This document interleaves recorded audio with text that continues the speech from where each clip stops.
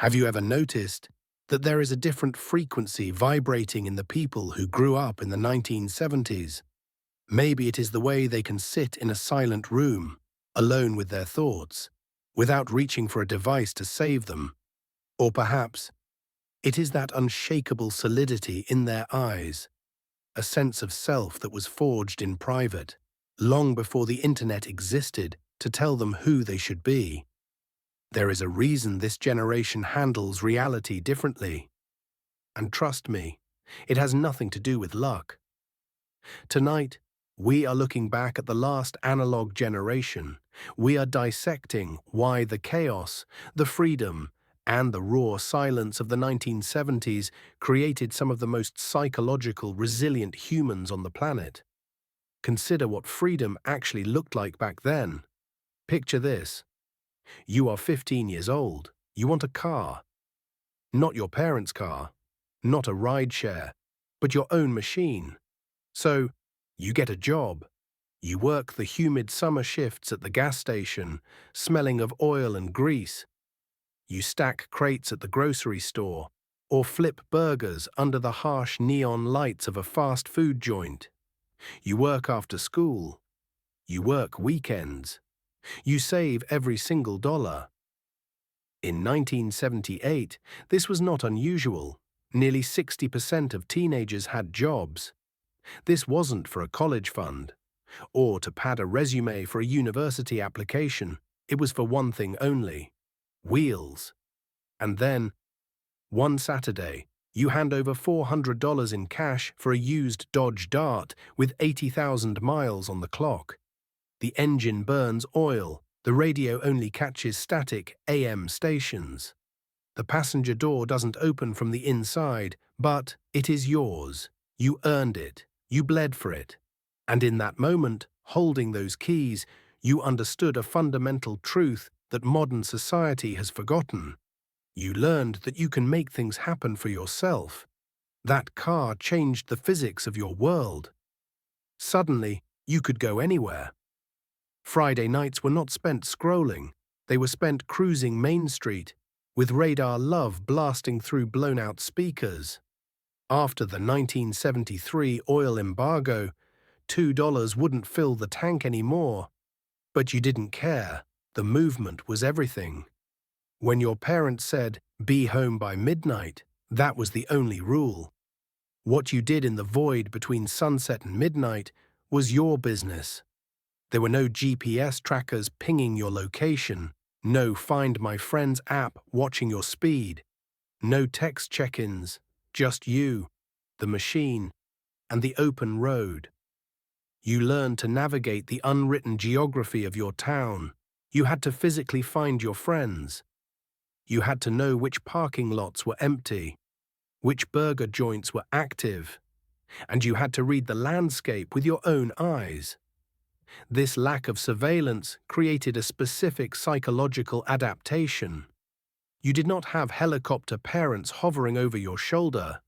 You had the opposite. You had what we might call Home Depot parents. You know the feeling. You walk into a massive hardware store expecting help, but there is nobody around. You wander the aisles looking for an adult, any adult, and eventually, you realize you just have to figure it out yourself. That was parenting in the 70s. If you got hurt, you walked it off. You rubbed some dirt on it. Or you heard the classic warning, "Don't bleed on the carpet." By today's standards, this sounds brutal.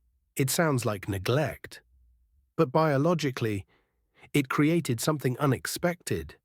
It created teenagers who believed they could handle reality. Kids who didn't wait to be rescued.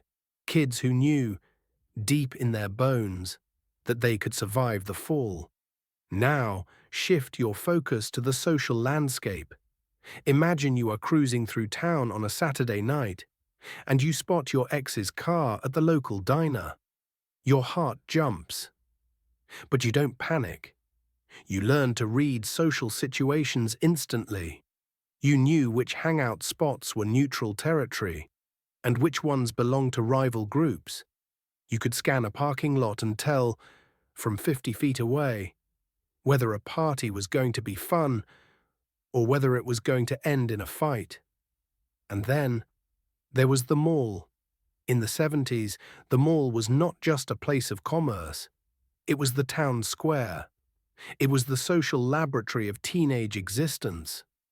You would meet your friends by the fountain. You would cruise the food court. You would try on clothes you had no intention of buying, just to see how you looked in a different skin. And in the back, the arcade, the flashing lights, the electronic hum of Pac-Man and Space Invaders, the smell of ozone and cheap carpet. Getting a high score wasn't just a number on a screen. It was pure glory. It was a physical monument to your skill. You learned who was good under pressure. You learned who was a sore loser. You learned who would lend you their last quarter when you were down. This wasn't wasting time. This was social intelligence training in. And then there was the terrifying ritual of romance. If you think modern dating is stressful, consider the absolute courage required to date in the 1970s. There were no direct messages, no sliding into DMs. If you wanted to speak to someone, you had to call their house. This meant navigating the gatekeepers. Imagine the scene. You dial the number on a rotary phone, hearing the mechanical click-whir-click of every digit. Your heart is pounding against your ribs. And then, her father answers, "Hello, who is this?" You didn't just have to charm the girl, you had to pass a verbal interview with the patriarch. You had to state your name, your intentions, and sometimes endure a silence that felt like it lasted for hours. If you were lucky enough to get past him, you had rules. No calls after 9 p.m., conversations limited to 10 minutes because the whole family shared one line. And if her little brother picked up the extension to listen in, you just had to grit your teeth and deal with it. This wasn't just annoying. It was training. It taught you that access to another person is a privilege, not a right. It taught you that connection requires bravery. You had to show up, literally, at the front door. You had to look her father in the eye. You had to have a plan, and when things got serious, you didn't change a relationship status online. You performed a physical ritual. You gave her your class ring, wrapped in yarn to fit her finger. She wore your Letterman jacket, a heavy, physical weight on her shoulders that told the world, "I belong to someone." These were public declarations. They were tangible. But perhaps the most profound difference was how you handled time and the art of waiting. Think about the mixtape. You wanted to capture your favorite song, so you sat by the radio, finger hovering over the record button of your cassette player, waiting for the DJ to play it. You had to time it perfectly. You prayed the signal didn't fade. You prayed the DJ didn't talk over the intro. And when you finally caught it, that jagged, imperfect recording felt like a trophy. That tape wasn't just music. It was an investment of your life hours. This rhythm of anticipation and reward wired your brain differently. Modern biology tells us that dopamine, the pleasure molecule, is released during the pursuit, not just the capture. Because you had to wait for the movie to come to the theater. Because you had to wait all week to see your friends. The payoff was ecstatic. You learned that delay does not mean denial. You learned that some things, the best things, are worth the ache of waiting. And then, there were the moments when nothing happened at all. The boredom. Saturday afternoon. No plans. No ride. The phone isn't ringing. You would lie on your bedroom floor, staring at the ceiling, listening to the hum of the refrigerator. Today, we treat boredom like a disease. We cure it instantly with a screen. But back then, you sat with it. You let the silence settle on you like dust, and in that silence, something magical happened. You drifted. You reorganized your record collection for the third time, studying the liner notes like sacred texts. You wrote poetry that nobody would ever see. You daydreamed. Psychologists now know that this state, this unstructured time, is the birthplace of identity. You figured out who you were, not by performing for an audience, but by being alone with your own mind. You learned the difference between being lonely and being in solitude, and that is a shield that protects you to this day. But not everything in the 70s was golden. There was pain. There was rejection. You didn't make the varsity team. You failed the math test. The person you loved didn't love you back. You felt the sting. You felt the embarrassment burning your cheeks. But here is the crucial difference. There was no audience. There was no social media pile on. No permanent digital record of your worst moments. No screenshots. When you fell down, you fell in private. And because you fell in private, you could stand back up without the weight of the world watching.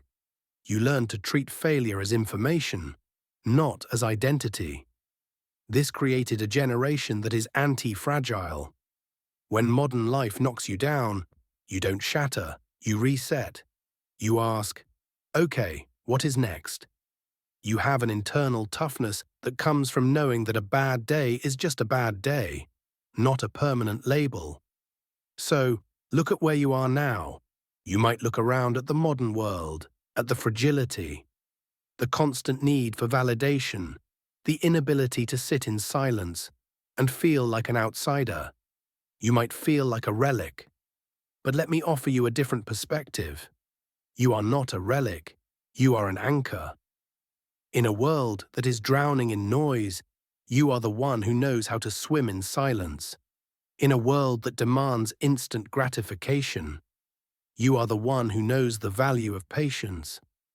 In a world of curated avatars, you are the one who knows how to be real. Those Friday nights spent driving aimlessly, those hours staring at the ceiling, those awkward conversations on the landline, they were not wasted time. They were the forge. They built a core within you that is solid, quiet, and entirely your own.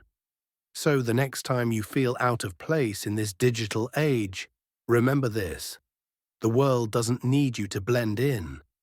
It needs you to remember. It needs you to hold the line. Thank you for watching. If you found a piece of yourself in this video, consider subscribing to The Inner Observer. We are building a quiet corner here for those who remember the depth. I will see you in the silence.